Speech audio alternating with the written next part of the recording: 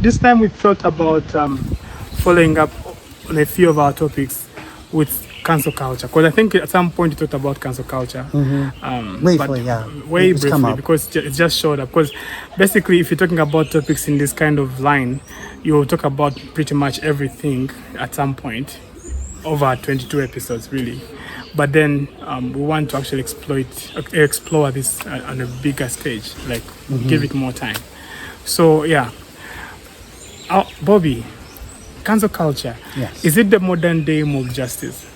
Modern day mob justice, yes, and I might even call it the modern day social media mob justice, although it's not limited to social media. But yes, it's mob justice in the modern times.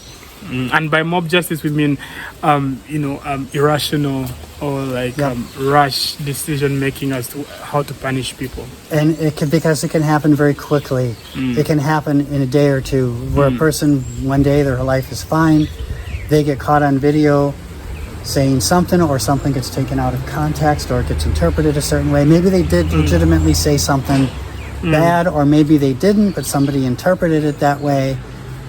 And then within 24 to 48 hours, suddenly the mob's after them. They're attacking the company they work for, and the company, in order to deal with the pressure, has to get rid of that person and fire that person. Why do they promote it? Why is it a big deal? Why is it happening? Originally, what I think cancel culture, before it was called cancel culture, the original motivation was to bring accountability to those who didn't have accountability in the past. So, for example, you could say racist things at one time in America and get away with it. You could say the N-word, for example, and get away with it. But then the day came when suddenly, if you say the N-word, now suddenly you're going to find yourself... Your life is going to be very difficult. It's going to be very difficult. But then what happened is it turned into this mob justice sort of thing, where now you're going to go after anybody who does not subscribe to the agendas that you want to promote, whether it's the transgender agendas or whatever.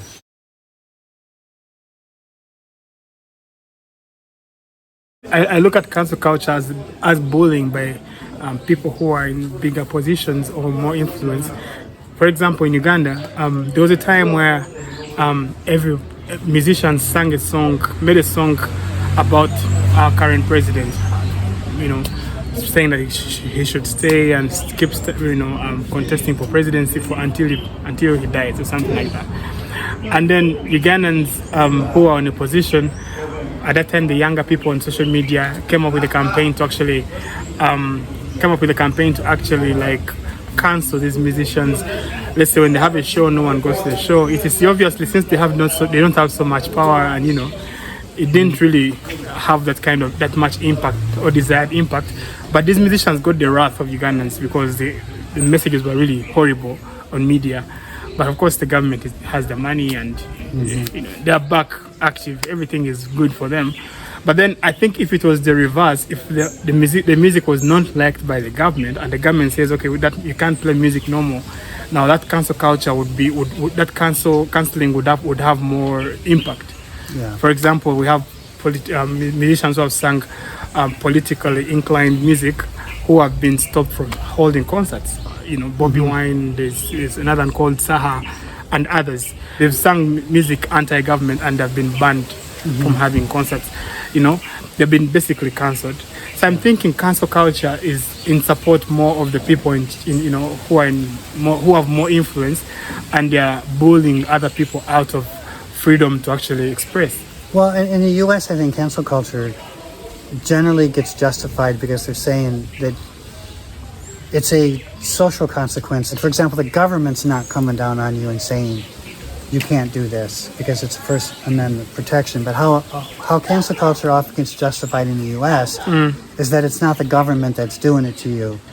It's just a consequence of what you're saying that other people are holding you accountable to. Yeah, but still, because I'd like to make it, to interlink it, because I think even in the US, even if it were in the government actually you're doing it, it's agencies or persons that are heavily involved in the government that are having this kind of influence.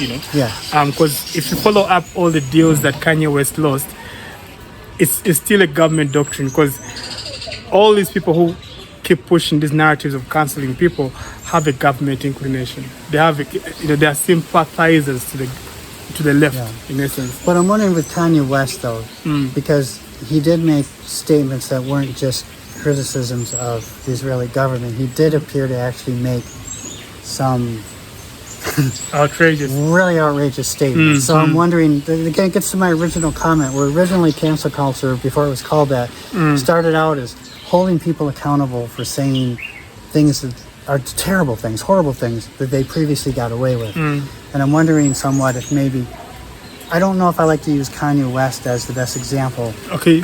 Because of the fact that what he said was so outlandish and extreme. And okay, let's use again, Trump. maybe I'm contradicting myself. Let's use Trump, because now, like Trump. Maybe I'm contradicting myself because I'm getting caught in my own arguments, kind of maybe here. But we're talking about free speech. Yeah, like, because what I'm saying now is not really in line with free speech. Because ideally, let him express himself and let him get punished for if something is wrong. Let him be held accountable. Does he have to be cancelled? So it's kind of holding him accountable without trying to destroy his life. Well, didn't they destroy his life? Yeah. From $1 billion, I think at the time it was worth $3 billion. Now he's worth 400 or something. Isn't that a very huge impact? Yes. Anyway, so away from Kanye, look at Donald Trump. Recently, they had an X space with Elon Musk, and Elon talked about the fact that the European Commission or something, they had told him to privately, they told him to censor what Trump was going to say, which he declined. So, isn't that what we're talking about here? Like this, they're anticipating that whatever Trump is speaking is going to be hateful, so you censor what he's saying, or if you don't, you're going to get the consequences. But then, of course, Elon is a bit way off the hook, I think. Yes, but he's kind of hard to hurt, Elon. I don't know if Elon can really be canceled. That's the point. So I'm thinking, the bigger you are, the more immune. Right, but that's why when you get to a point where Elon Musk can pretty much say whatever he wants, and nothing's going to happen to him. Yeah, but the threats were there. They were real. Yeah, the threats. But I mean, they tried to. I mean, they Elon said something. He tweeted something. It was about Israel, and they interpreted it as something anti-Semitic, but it was actually the exact opposite. He was actually defending Israel, but what he said got twisted to mean the exact opposite, and they tried. And in fact, they pulled advertisements got pulled from X and so forth. But iPhone. Yeah, Apple it did, and then he was being interviewed, and they were asking about this. Well, are you going to change? How are you going to respond to this in light of advertisements being pulled? And his response was like, well, then if they destroy the company, they destroy the company. Then the people will know that it was an advertising boycott that destroyed the company. He didn't care, And I remember he said, if Apple cannot have my app on their phone, I'll make a Tesla phone. Yeah. But when you get that big, it doesn't matter. Nobody can really hurt him. So maybe they can. Maybe they can. Yeah, like up onto a more recent event. The debate or the discussion that he had with Trump, because basically what they are threatening to cancel him per se, but then it still went on. Yeah. So what takeaway do you have from that particular event? The discussion that he had with Trump, it went on anyway, but then even despite the threats from the European Union or Commission or something. Yeah, I mean, because I think the thing is, though, when you're that powerful, how are you going to stop it? I think for the average person, though, if they don't have that kind of influence and power, and you're going to be a victim of cancel culture, but they're going to try to stop this. But when you have people that powerful, it's harder to stop it.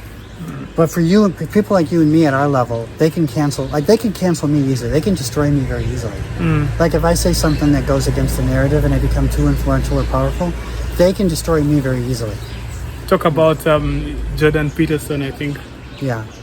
Jordan Peterson, though, I think has managed very well to get through his canceling.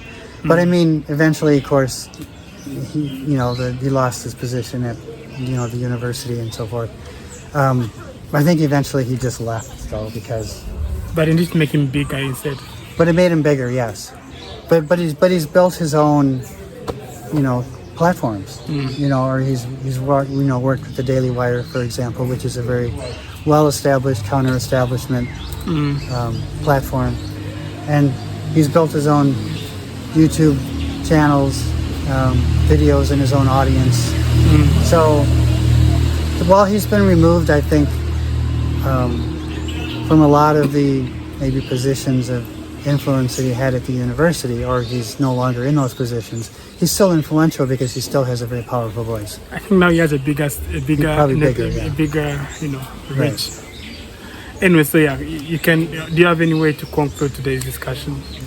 No, I mean, it's been an interesting discussion. I'm curious when I listen to this how I feel like for me this was a little bit of a rougher discussion. I don't know how it was for you. So basically, that's it for today. We thought we would talk about cancel culture and how it's affecting people, or how it's helping, and who it's able to affect negatively, or actually who is untouchable. And we have had examples of people who are seemingly untouchable by cancel culture, and then the average person, which is the majority, is actually struggling with cancel culture. Is it justifiable? Personally, I think it's not justifiable. It's suffocating our freedom to actually express. Right. Yeah, and we also talked about how cancel culture seemed to start the same way that woke culture did. It started out as something legitimate to hold people accountable who previously did not have accountability, but then it just exploded into something else. It got hijacked again. Now it's now a tool by the woke people as well. Right. So all right. I guess that's about it. So again, everybody out there, please feel free to comment and maybe even suggest topics for the future as usual, and we'll be back in another 7 days. All right. Thank you. Bye.